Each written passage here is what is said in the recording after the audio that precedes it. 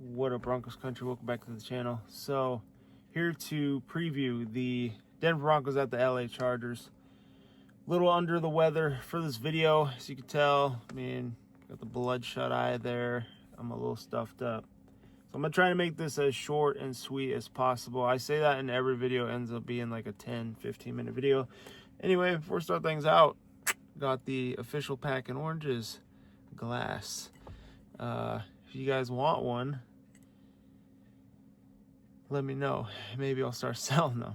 I ended up finding it at a thrift shop. I was like, hey, official pack in oranges glass right there. So anyway, start out with first things first here. It looks like Darren Rizzi. People have been saying that he's on the hot seat. Let me know what you guys think. Should Darren Rizzi get fired? I mean, I don't know. It's only one game. I mean, I guess two technically. The special teams has been very good so far. But yeah, I'm interested to hear you guys' thoughts. I'm not going to say anything on that topic, but if you do comment, I will give my opinion. But this is a huge matchup coming up. LA is 2-0, and Denver's 1-1. Tied with the Raiders for second.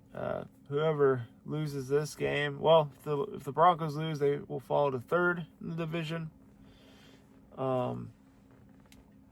And I mean, even potentially fourth with a Chiefs win.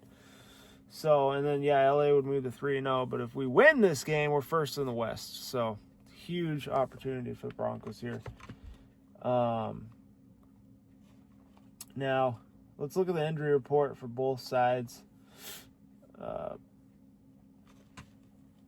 start out with Denver. So, Nate Atkins, Nick Bonito, Tala Nohufunga, and Alex Singleton were all full participants as of Thursday. I wanted to make this video Wednesday, but it's such a late night, and I felt even worse last night that I wasn't going to be able to make a video.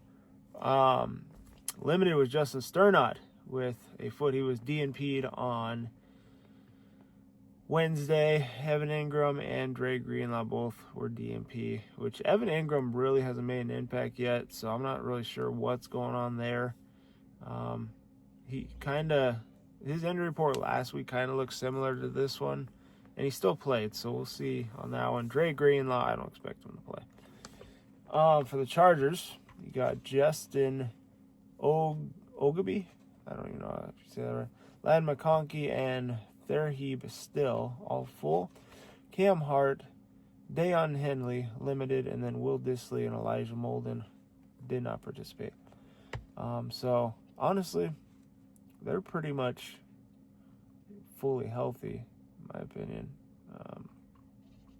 I think they got most of their playmakers that will be available on Sunday. I'm going to look at their depth chart here. So, yeah, Amari and Hampton. Apparently, he didn't have a very good game against the Raiders, and I was seeing that, I've seen a lot of Bronco fans saying, thankfully we didn't get him. We got RJ Harvey.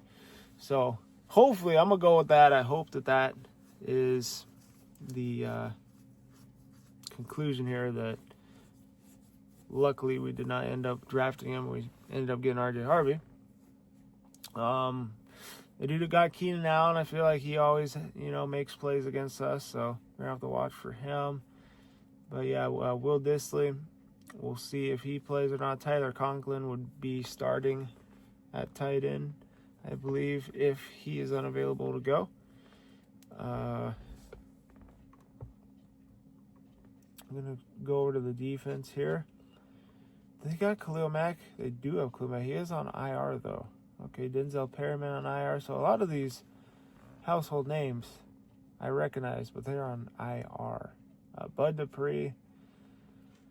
Know him, he's pretty solid. They got Dante Jackson, Derwin James Jr. still, so they got some dudes that could play on defense. A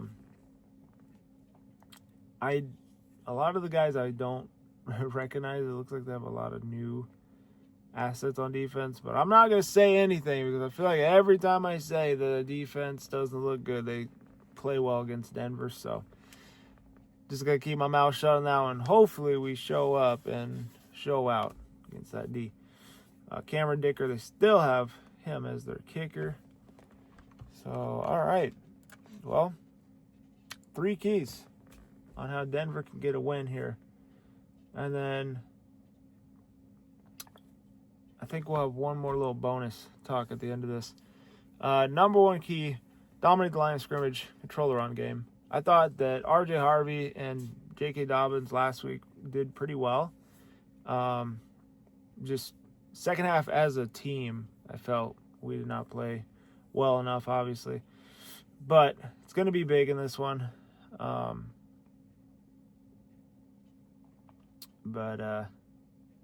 no, if we get 100-plus rushing yards in this game, I think that we could take advantage of Chargers' interior line, because apparently that's been a sore spot for their defense. I think that's going to be big. I mean, so we'll see.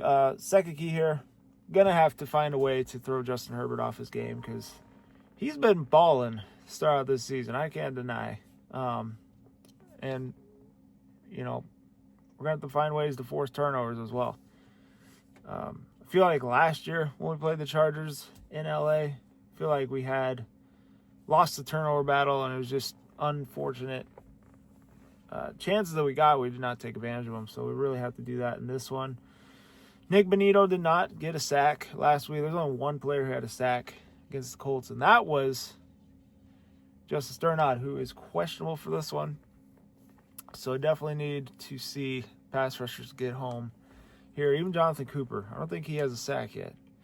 He might from that Tennessee game, but yeah, I don't know. We'll see how the middle linebackers do, because I don't think Dre Greenlaw is going to play either, and I feel like Herbert was picking apart our middle linebackers last year. So looks like if Sternad's not a go, we're going to have Alex Singleton and maybe